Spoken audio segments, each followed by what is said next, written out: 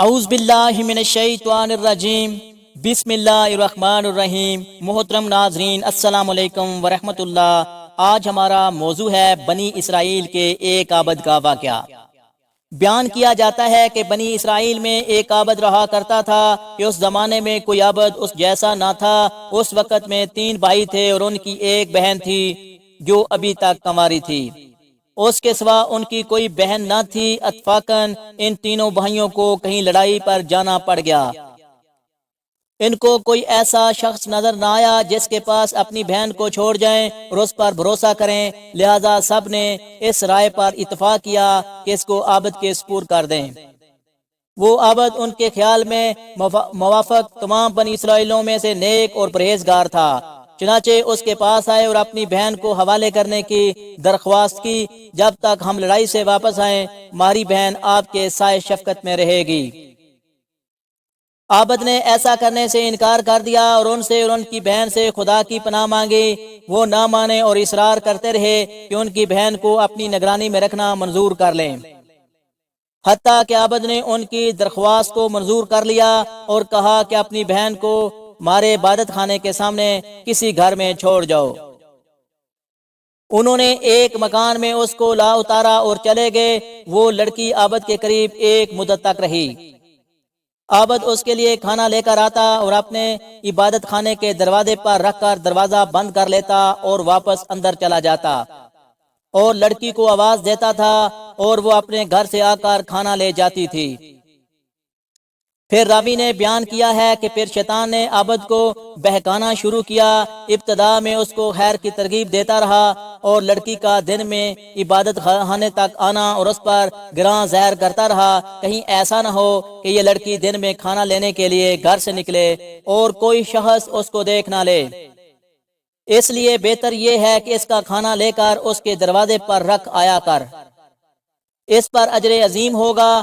غرض یہ کہ عابد کھانا لے کر اس کے گھر جانے لگا۔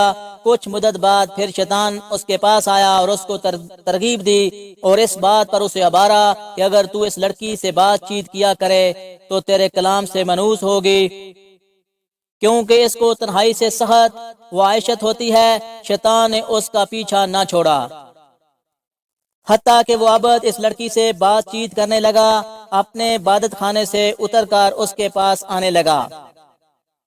پھر شیطان اس کے پاس آیا اور اس سے کہا کہ تم اپنے عبادت خانے کے دروازے پر اور اپنے گھر کے دروازے پر بیٹھے اور دونوں وہاں باتیں کرو تاکہ اس کو خوشی محسوس ہو۔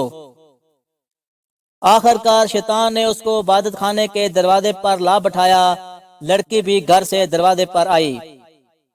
اسی طرح ایک زمانے تک یہ حال رہا۔ شیطان نے عابد کو پھر کار خیر کی رغبت دی اور کہا کہ بہتر ہے کہ خود لڑکی کے گھر قریب جا کر بیٹھے اور ہم کلامی کرے، اس میں زیادہ دلداری ہے۔ عابد نے ایسا ہی کیا۔ شیطان نے پھر تحصیل ثواب کی رغبت دی اور کہا کہ اگر لڑکی کے دروازے سے قریب ہو جائے تو بہتر ہے تاکہ اس کو دروازے تک آنے کی بھی تکلیف نہ اٹھانی پڑے۔ عابد نے یہی کیا کہ اپنے عبادت خانے سے لڑکی کے دروازے پر آ کر بیٹھتا تھا اور باتیں کرتا تھا۔ ایک عرصے تک یہی کیفیت رہی۔ شیطان نے پھر عابد کو ابھارا کہ اگر عین گھر کے اندر جا کر باتیں کیا کرے تو بہتر ہے تاکہ اس لڑکی کو باہر نہ آنا پڑے اور کوئی اس کا چہرہ نہ دیکھ پائے۔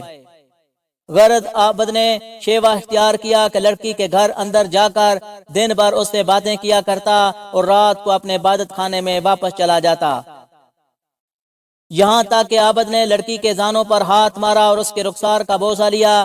پھر روز بروز لڑکی کو اس کی نظروں میں آرائش دیتا رہا اور اس کے دل میں غلبہ کرتا رہا، حتیٰ کہ وہ اس کے اور زیادہ قریب ہو گیا اور لڑکی نے حاملہ ہو کر لڑکا جنا۔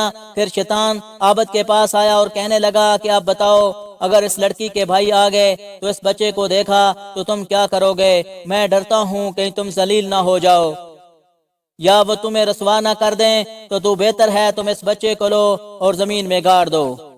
یہ لڑکی ضرور اس معاملے کو اپنے بھائیوں سے چھپائے گی، اس خوف سے کہیں وہ جان نہ لیں کہ تم نے اس کے ساتھ کیا حرکت کی۔ عابد نے ایسا ہی کیا اور لڑکے کو زمین میں گاڑ دیا۔ پھر شیطان نے اسے کہا، کیا تم اس بات پر یقین ہے کہ یہ لڑکی تمہاری ناشائستہ حرکت کو اپنی بھائیوں سے پوشیدہ رکھے گی، ہرگز نہیں، تم اس کو پکڑو اور ذبح کر کے بچے کے ساتھ دفن کر دو۔ غرض اس عابد نے لڑکی کو ذبح کیا اور بچے سمیت گڑھے میں ڈال کر اس پر ایک بھاری پتھر رکھ دیا اور زمین کو برابر کر کے اپنے عبادت خانے میں جا کر عبادت کرنے لگا۔ ایک مدت گزرنے کے بعد لڑکی کے بھائی لڑائی سے واپس آئے اور عابد کے پاس جا کر اپنی بہن کا حال پوچھا۔ عابد نے ان کو اس کے مرنے کی خبر دی۔ افسوس ظاہر کر کے رونے لگا اور کہا کہ بڑی نیک عورت تھی، دیکھو یہ اس کی قبر ہے۔ بھائی قبر پر آئے اور اس کے لیے دعائے خیر کی۔ پھر راوی بیان کرتا ہے کہ جب رات ہوئی وہ اپنے بستر پر سوئے تو شیطان ان کے خواب میں ایک مسافر آدمی کی صورت میں آیا۔ پہلے بڑے بھائی کے پاس گیا، اس کی بہن کا حال پوچھا۔ اس نے عابد کے اس کے مرنے کی خبر دینا، اس پر افسوس کرنا اور مقام خبر دکھانا بیان کیا۔ شیطان نے کہا کہ سب جھوٹ ہے، تم نے کیوں کر اپنی بہن کا معاملہ مان لیا؟ عابد نے تمہاری بہن سے یہ بد فعل کیا ہے، وہ حاملہ ہو گئی اور ایک بچہ جنا۔ عابد نے تمہارے ڈر کے مارے اس بچے کی اور اس کی ماں سمیت ذبح کیا اور گڑھا کھود کر دونوں کو اس میں ڈال دیا۔ شیطان نے مزید کہا کہ جس گھر میں تمہاری بہن تھی اس کے اندر داخل ہونے میں گڑھا دانی جنم پڑتا ہے۔ تم چلو اس کے گھر میں جا کر دیکھو، تم کو وہاں دونوں ماں بیٹے ایک جگہ ملیں گے، جیسا کہ میں تم کو بیان کر چکا ہوں۔ پھر شیطان دوسرے بھائی کے خواب میں آیا، اسے بھی ایسا ہی کہا۔ پھر چھوٹے بھائی کے خواب میں آیا اور اسے بھی ایسا ہی کہا۔ جب صبح ہوئی تو سب لوگ بیدار ہوئے اور تینوں اپنے اپنے خواب سے تعجب تھے۔ ہر ایک آپس میں ایک دوسرے سے بیان کرنے لگا کہ میں نے رات کو عجیب خواب دیکھا۔ سب نے بہام جو کوئی دیکھا تھا بیان کیا۔ بڑے بھائی نے کہا یہ خواب فکتہ خیال ہے اور کچھ نہیں ہے، یہ ذکر چھوڑو اور اپنا کام کرو۔ چھوٹا بھائی کہنے لگا میں تو جب تک اس مقام کو نہ دیکھ لوں باز نہ آؤں گا۔ تینوں بھائی چلے، جس گھر میں ان کی بہن رہتی تھی آئے دروازہ کھولا اور جو جگہ خواب میں بتائی گئی تھی اسے تلاش کیا، اور جیسا ہی ان سے کہا گیا تھا ان کی بہن اس کے بچے کو ایک گھڑے میں ذبح کیا ہوا پایا۔ انہوں نے عابد سے کل کفیت دریافت کی۔ عابد نے اس قول کی اس فعل کے بارے میں تصدیق کی۔ انہوں نے اپنے بادشاہ سے جا کر عابد کی شکایت کی۔ عابد کو بھی پھر اس کے عبادت خانے سے نکالا گیا اور اس کو مارنے کے لیے لے جایا گیا۔ جب اس کو مارنے کے لیے لے جایا جا رہا تھا تو شیطان اس کے پاس آیا اور کہا تم نے مجھے پہچانا، میں تمہارا وہی ساتھی ہوں جس نے تم کو عورت کے فتنے میں ڈال دیا، یہاں تک کہ تم نے اس پر حملہ کر دیا اور ذبح کر ڈالا۔ اب اگر تم میرا کہنا مانو اور تم مجھ کو سجدہ کرو تو تمہیں میں اس سے نجات دلا دوں گا۔ عابد نے سجدہ کیا، خدا تعالیٰ سے کفر کیا۔ پھر جب عابد شخص نے کفر کیا تو شیطان اس کو اور اس کے ساتھیوں کے قبضے میں چھوڑ کر چلا گیا۔ انہوں نے اس کو رس کے کفر کردار تک مچا دیا۔